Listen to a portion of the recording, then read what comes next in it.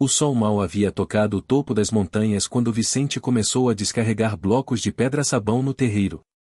Eram grandes, pesadas, frias ao toque, com aquela cor acinzentada que lembrava a panela antiga de fogão a lenha. A vizinhança inteira parou para olhar. Uns riam, outros cochichavam, outros balançavam a cabeça. No sul de Minas, ninguém nunca tinha visto alguém empedrar o chão da própria casa com um material tão denso. Parecia desperdício, parecia excentricidade, parecia teimosia de quem não sabe a hora de desistir. Isso vai afundar a casa, uai. Pedra-sabão é pra panela, não pra piso. Lá vai o Vicente inventar moda de novo. Mas Vicente seguia firme, meticuloso. Antes de posicionar a primeira pedra, passou a mão no barro, sentindo a umidade. Testou o nível, ajustou a altura, observou o caminho do sol pela janela. Ele trabalhava como quem conversa com o chão.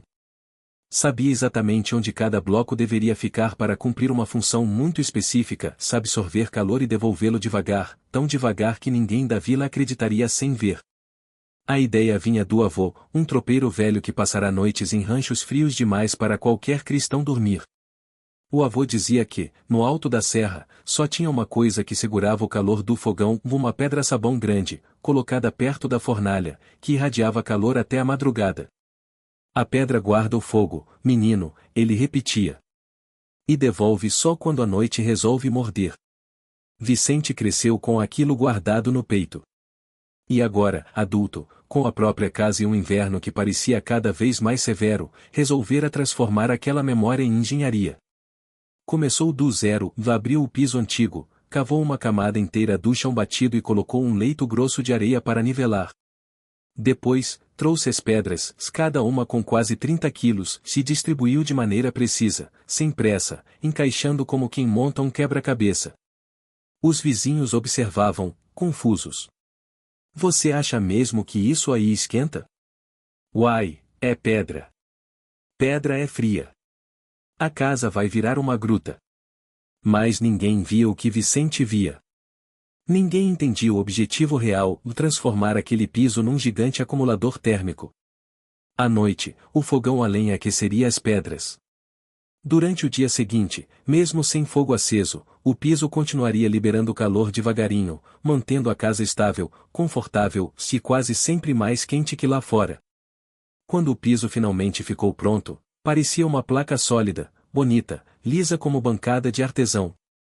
O brilho natural da pedra-sabão refletia a luz das janelas como prata escurecida. Vicente passou a mão por cima e sorriu, ainda estava gelado, claro. Mas não ficaria assim por muito tempo. Na primeira noite de teste, ele atiçou o fogão com lenha seca e deixou a chapa trabalhar até quase 11 da noite. A casa ficou quente como sempre ficava durante o preparo da janta. Nada diferente. Mas quando apagou o fogo e fechou as janelas, ficou esperando. A temperatura naturalmente cairia, como caía em todas as casas da vila. Só que não caiu. O piso começou a devolver o calor acumulado. Primeiro suave, quase imperceptível. Depois constante, firme, como um calor de chão de sauna, só que mais delicado. Era como se o piso estivesse respirando quente. Vicente sentiu nos pés, depois nas pernas, depois no ambiente inteiro, e a casa permanecia morna sem fogo aceso, como se alguém tivesse instalado um sistema invisível de aquecimento moderno. Na manhã seguinte, o fogão estava apagado havia mais de 10 horas, mas a casa ainda estava quente. Não quente como fogão aceso, mas quente o suficiente para espantar o frio da madrugada.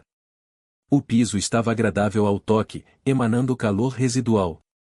Era exatamente como o avô dizia, e a pedra guardava o fogo.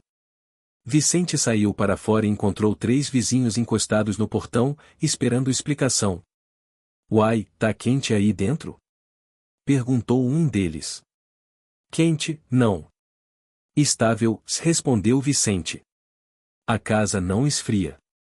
A pedra segura. Eles riram, como sempre riam. Chamaram de exagero, de devaneio, de invenção de doido.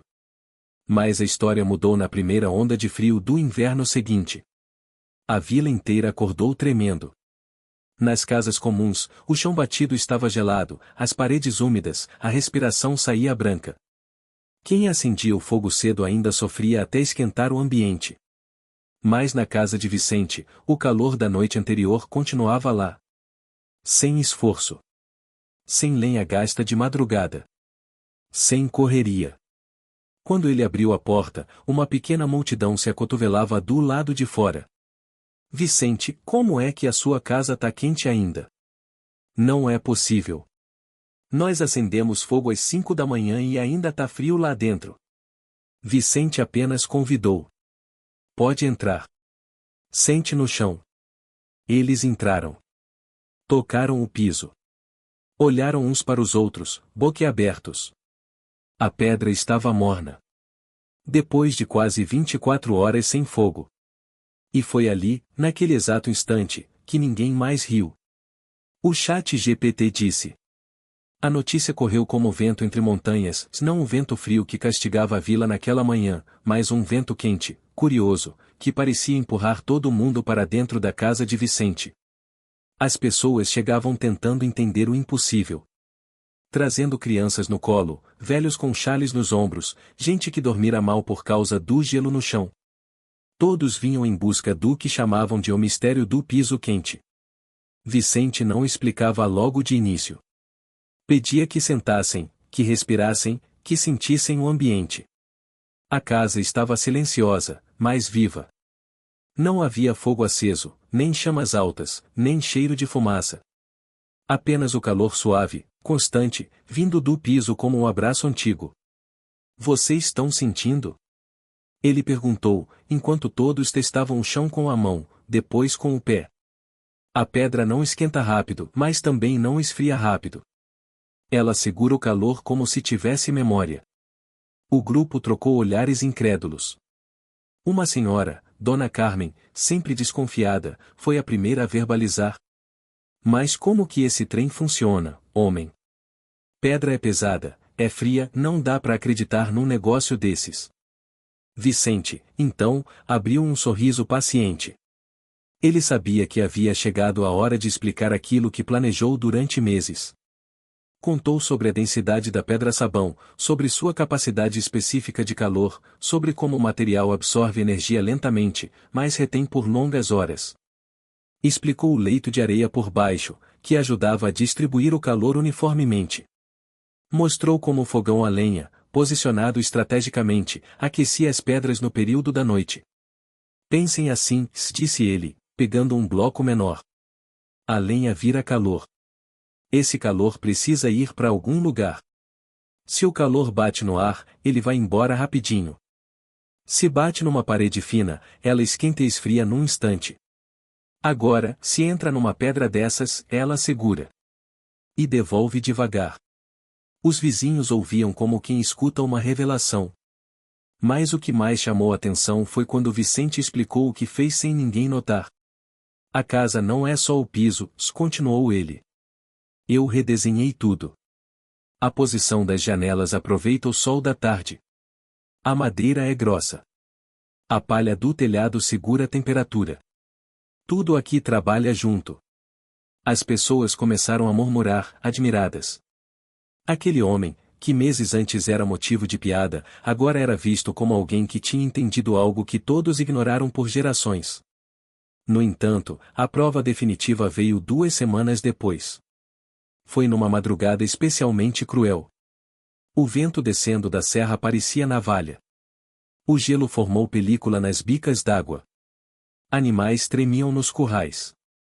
Em várias casas, panelas deixadas na mesa amanheceram com uma fina camada de gelo por dentro.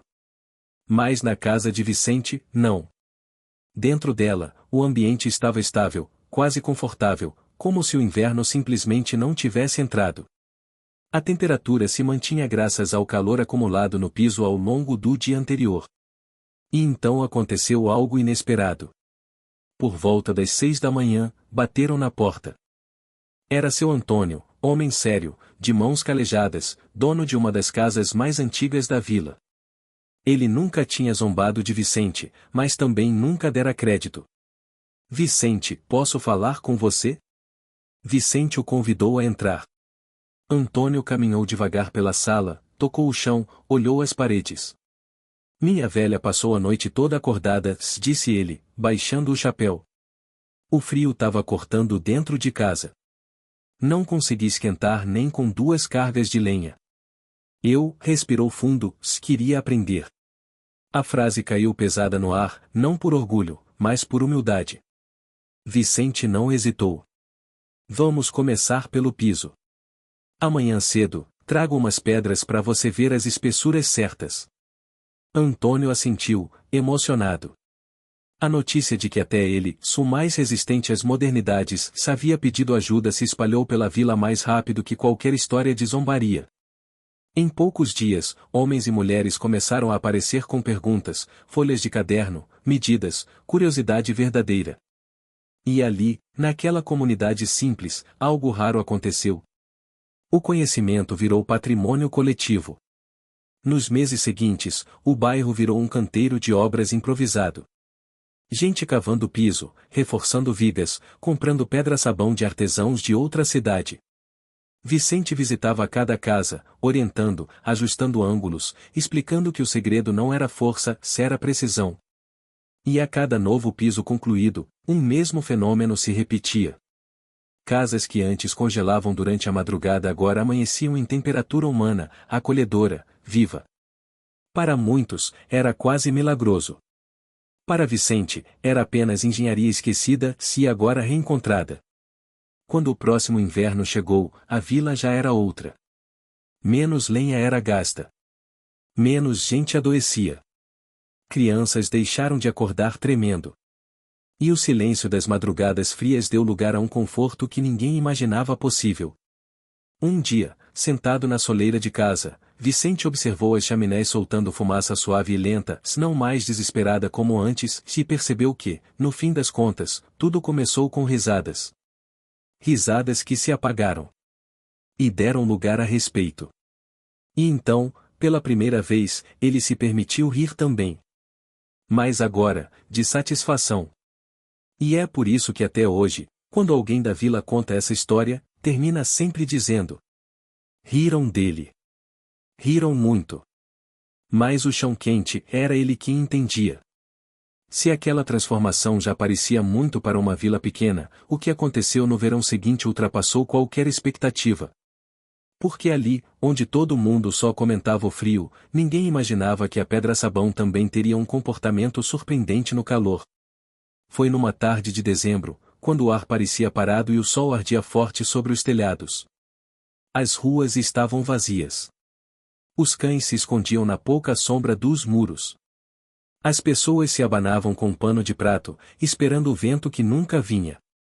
Era quase impossível respirar dentro das casas. Menos na casa de Vicente. E foi justamente isso que chamou a atenção de Dona Nair, vizinha antiga, acostumada a dizer que o calor de dezembro envelhece a alma. Ela estava passando em frente quando percebeu que a porta da sala de Vicente estava aberta e que ele, sentado numa cadeira de palha, trabalhava tranquilo, sem suor, sem pressa, como se vivesse em outro mundo.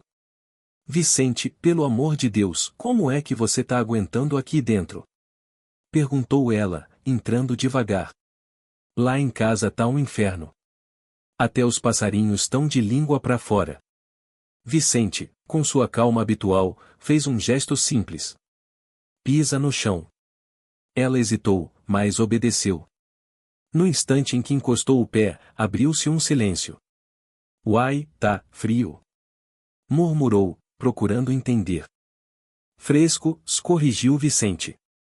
A pedra faz o caminho ao contrário agora. De manhã, quando o clima tá mais ameno, ela puxa o frescor. Aí, durante o dia, segura esse frio lá dentro. O calor não passa. É como se fosse um guarda de temperatura. Ela trabalha pro inverno e pro verão também. Dona Naira arregalou os olhos. Então a vila inteira pode ficar fresca no verão também? Pode. Só precisa querer aprender. Naquele mesmo fim de semana, algo inédito aconteceu, e em vez de se reunirem para falar da colheita ou dos casamentos que viriam, todos apareceram na porta de Vicente com caderno na mão. Ele então começou a ensinar um conceito simples e poderoso. Que o segredo não estava apenas na pedra, mas no modo como ela era usada. No contato com o solo. Na orientação do sol. No manejo do fogão à noite e do resfriamento pela manhã. Explicou que, diferente do piso comum, a pedra-sabão respirava devagar, absorvia devagar e devolvia devagar, uma constância que a tornava perfeita para estabilizar ambientes extremos. Foi durante uma dessas aulas improvisadas que a vila viveu mais um episódio marcante. Um rapaz chamado Jonas, conhecido pela inquietude, duvidou. Mas isso aí não funciona igual para todo mundo, resmungou. Cada casa tem um tamanho, uma sombra, um vento diferente. Isso aí é coisa de sorte. A sua deu certo. A nossa pode dar errado. Vicente não se ofendeu. Pelo contrário. Levantou-se, chamou Jonas para fora e apontou para 3 casas com estruturas totalmente diferentes. A de seu Antônio pega sol o dia inteiro. A da Dona Maria é estreita, quase não pega vento. A do Gerson tem 2 portas alinhadas, que deixam o ar atravessar. E completou. As 3 têm piso de pedra-sabão. As 3 ficaram frescas ontem. E quentes no frio de agosto. O que muda não é a pedra. É o jeito de planejar. Um silêncio respeitoso dominou o grupo.